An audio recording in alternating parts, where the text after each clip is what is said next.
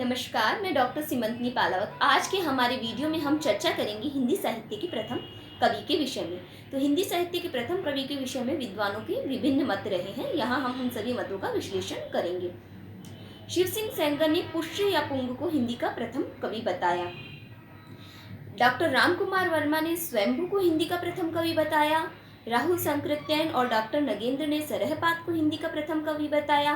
चंद्रधर शर्मा गुल्लेरी ने मुंज को हिंदी का प्रथम कवि बताया। आचार्य हजारी प्रसाद द्विवेदी ने अब्दुल रहमान को हिंदी का प्रथम कवि बताया। गणपति चंद्र गुप्त ने शालीभद्र सूरी को हिंदी का प्रथम कवि बताया और बच्चन सिंह ने विद्यापति को हिंदी का प्रथम कवि बताया। इस प्रकार हमने देखा कि ये विभिन्न मत हैं। अब हम इन मतों का विश्लेषण करते हैं। तो शिव सिंह सेंगर ने जिन पुष्य या पुंग को हिंदी का प्रथम कवि बताया, उनकी कोई रचना उपलब्ध नहीं होती।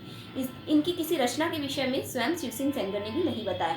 आचार्य हजारी प्रसाद द्विवेदी ने कहा कि जो अपभ्रंश के पुष्य दंत हैं, जिनकी रचना महापुराण है, उन्हीं पुष्य के बारे में ये शिव सिंह सेंगर चर्चा कर रहे हैं। परंतु हमने देखा कि पुष्यदंत भी अपभ्रंश के कवि हैं, इसलिए उन्हें भी हम प्रथम कवि नहीं मान सकते। और ये इनकी जो रचना है वो 7वीं सदी की थी।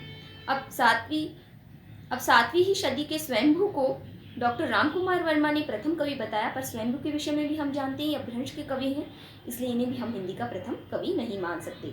डॉक्टर नगेंद्र और राहुल सांकृत्यायन ने सरहपाद या सरहपा को जो सिद्ध थे उन्हें हिंदी का प्रथम कवि बताया। तो सरहपा और सरहपाद, जो सरहपा या सरहपाद है, उनकी भाषा हिंदी की सर्वाधिक निकट है और इनकी शैली भी हिंदी के निकट है, इसलिए हम इन्हें हिंदी का प्रथम कवि मान सकते हैं। इनकी कोई जो रचना है वो नहीं मिलती है। इन्होंने स्वतंत्र रूप से मुक्तक दोहे लिखे थे, जिनका संकलन राहुल सांकृत्यायन ने दोहाकोश नाम से किया है।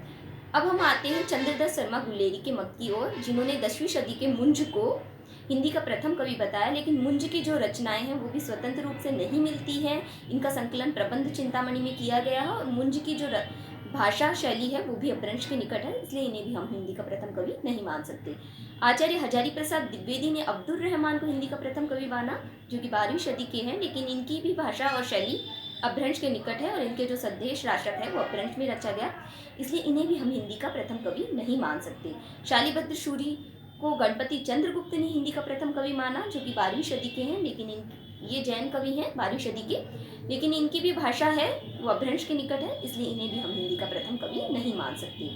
बच्चन सिंह ने विद्यापति को हिंदी का प्रथम कवि का माना। तो विद्यापति की जो 2 रचनाएं हैं, कीर्तिलता और कीर्ति पताका, वो अपभ्रंश में रची गई हैं और हमें पता है कि विद्यापति काफ़ी कालांतर के कवि हैं, मतलब 14वीं सदी के कवि हैं और इनकी जो पदावली है वो मैथिली में है। और अब हम जानते हैं कि मैथिली को हिंदी की उपभाषाओं से विलग एक स्वतंत्र भाषा के रूप में मान्यता मिल गई है, इसलिए हम इन्हें भी हिंदी का प्रथम कवि नहीं मान सकते। इस प्रकार हमने समस्त मतों का विश्लेषण किया और ये पाया कि हिंदी के प्रथम कवि सरहपा या सरहपाद है।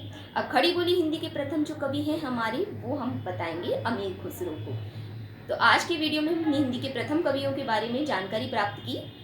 अगर आपको इस किसी भी वीडियो के संबंध में कोई अन्य जानकारी प्राप्त करनी हो, शिक्षा से संबंधित किसी विषय पे अपनी जानकारी प्राप्त करनी हो, तो आप हमें लिख सकते हैं कमेंट बॉक्स में। धन्यवाद।